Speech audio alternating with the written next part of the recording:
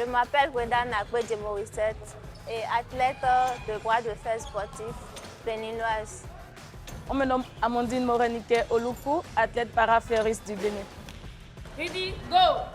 Elles ont décidé de poser leurs courdes sur la table, de faire de leur handicap une force dans le bras de fer sportif. Avec Jérémy, leur coach, Morissette et Amandine, deux para-athlètes, répètent une épreuve physique et mentale pour mettre à plat le bras de l'adversaire. Bien ton coude pour avoir cette capacité. Il leur faut être plus puissante, plus technique, plus stratège encore. Là, tu es à près de 90 degrés. Il faut tout réussir. C'est mieux comme ça. Tu es plus en sécurité. Les deux jeunes femmes ont pourtant déjà réussi l'exploit de marquer l'histoire dans une discipline qui compte plus de 3000 personnes au Bénin.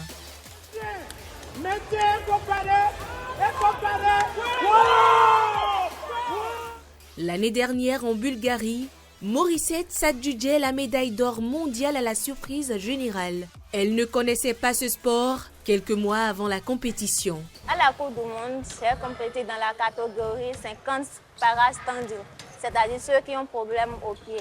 Je ne m'y attendais même pas à ça. Et puis le président de la fédération m'avait dit que oui, voilà, Morissette va représenter le Bénin pour la Coupe du Monde. J'étais très fière et contente même.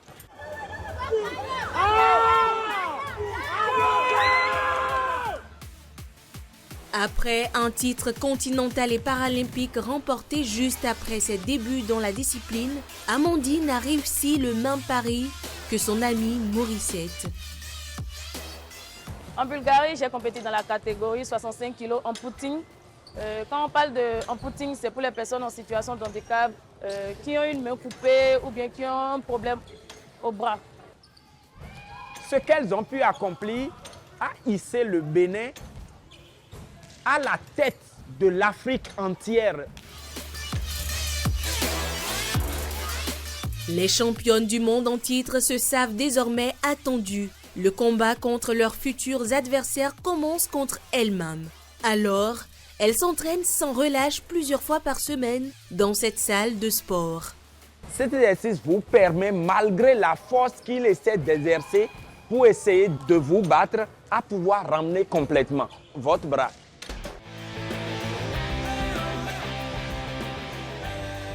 Après la séance, direction l'université d'Abomey-Calavi pour retrouver Morissette, qui poursuit ici des études de comptabilité. Loin des projecteurs, une petite chambre qu'elle partage avec d'autres étudiantes qui la soutiennent et l'encouragent. Les filles, vous êtes là? Oui, on est là. Margot, Oui. C'était venu te manquer tout à l'heure. C'était parti à l'entraînement. Je vois.